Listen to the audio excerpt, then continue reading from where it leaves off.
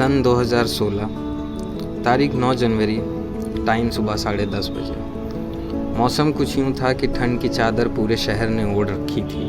हमारे दोस्तों ने कुछ लकड़ियाँ जोड़ रखी थी। आंखें अगर पूरी खोल पाऊँ तो सिर्फ कोहरा दिखता, बाकी कुछ कमीने दोस्तों का चेहरा गोरा दिखता। हमको करना यूँ था कि कुछ आतिशी आग जला के, अब होनी थी बातें एक दूसरे की, एक सिगरेट जला के। जलाने को जब सिगरेट निकाली तो माचिस की तिल्ली खत्म थी। आग में मुंह डालने को कोई तैयार नहीं, जैसे सबके अंदर की हिम्मत खत्म थी। जबरन उठ के आन पड़ा एक छोटी सी सिगरेट की दुकान पर, जलाई माचिस की तिल्ली, खोला मुंह और रखी सिगरेट ज़बान पर। वैसे हमेशा डर रहता था कि कोई देख न ले मेरे ऐब, मेरी जलती सिगरेट और मेरे दोस्तों को। मगर उस दिन कुछ डर कम था, क्योंकि कोहरे में आदमी को दिखता कम था।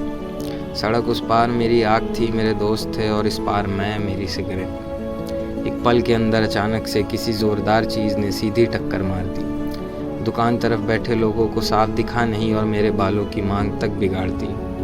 बस आवाज़ की वजह से सब में हड़कंप मच गया। पहले उठ के देखी सिगरेट अपनी, फिर देखा कि मैं भी बच गया। यूँ तो उस दिन कुछ साफ नहीं दिख रहा था, मगर जिस चीज़ ने मुझे टक्कर मारी थी उसको लेकर मेरे मन में कोई दुविधा नहीं थी। एक गाड़ी थी 2 पहियों वाली, मगर वो मुद्दा नहीं था, मुद्दा उसको चलाने वाला था। वाला क्या, वाली थी। जब उसको देखा पहली नज़र तो लगा कि समय रुक गया। यूँ ख्याली दुनिया में गया मैं कि वो कोहरा जैसे कश्मीर की बर्फ़ हो गई, चलने वाली हवाएं थोड़ी बढ़ गई और उसकी आंखें जैसे दरिया हो गई। वो सड़क एक बुग्याल हो गई जिसमें सिर्फ तुम, हम और वो बाकी दिलकश नज़ारे।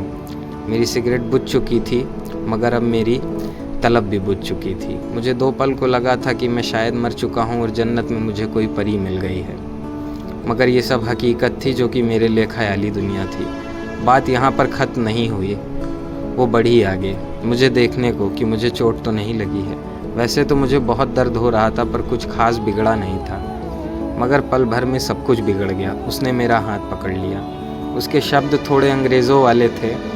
मुझे अंग्रेज़ी से कोई ख़ास दिक्कत नहीं, मगर उसके आगे मुझे कुछ सुनाई नहीं दे रहा था। थोड़ा ध्यान दिया तो उसकी आवाज़ सुनाई दी। आवाज़ कैसी? ऐसी कि लगा जैसे इमरती में रबड़ी मिला के खा ली। आवाज़ इतनी मीठी कि सुनते ही लगा कान पर चींटियाँ चलने लगी, मगर ऐसा कुछ नहीं था हकीकत में।